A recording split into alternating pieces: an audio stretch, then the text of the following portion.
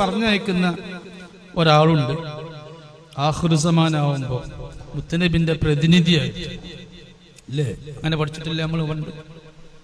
മുത്തനബിന്റെ പ്രതിനിധിയായി ആഖിറുസമാനിൽ വരുന്ന ഒരാളുണ്ട്. ആരാണ്? ദജ്ജാല് വരുന്നതിന്റെ 7 വർഷം മുമ്പ് വരും ഇമാം മഹ്ദി. ഖാസിമി വരേണ്ട ഇമാം മഹ്ദിയാന്ന് വിചാരിക്കണ്ട. ഖാസിമി അവിടെ കുറച്ച് സൗദി എന്ന് പറയും, പിന്നെ ഇറാനിന്ന് പറയും. പിന്നത്തെ പ്രസംഗം അവിടെ രണ്ടിടത്തും അല്ലാതെ ആഫ്രിക്കയിലാന്ന് പറയും. ഞാനിപ്പോ ഇത് എവിടെ നിങ്ങളോട് പറയുന്നില്ല,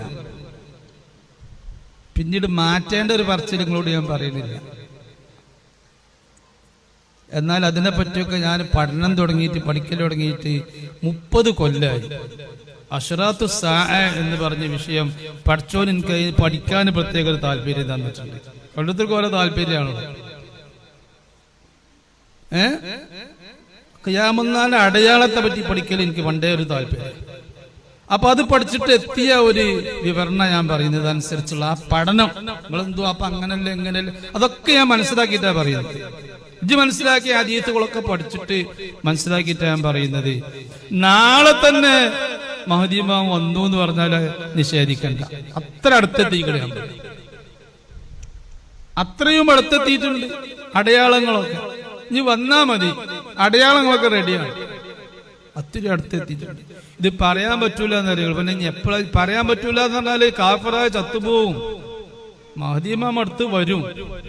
നിങ്ങളത് വരാന് 50 കൊല്ലുണ്ട് എന്ന് മനസ്സിലാക്കി വെച്ചാല് പയച്ചു പോകൂലേ? മഹ്ദി ഇമാമിനെ തള്ളിയാൽ, ആള് നബിന്നല്ലെങ്കിലും മഹ്ദി ഇമാമിനെ വിശ്വസിക്കാതിരുന്നാല് സൂഉൽ ഖാത്തിമ ഉണ്ടാകും.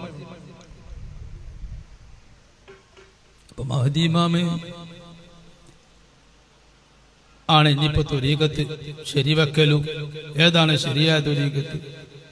നിങ്ങൾ ത്വരീഖത്ത് എന്ന് പറഞ്ഞ് നടക്കാന്നല്ല, ത്വരീഖത്ത് കൊണ്ട് കിട്ടാൻ പോകുന്ന ഒരു മാരിഫത്തുണ്ട്, ഉസൂല് മാരിഫത്ത്.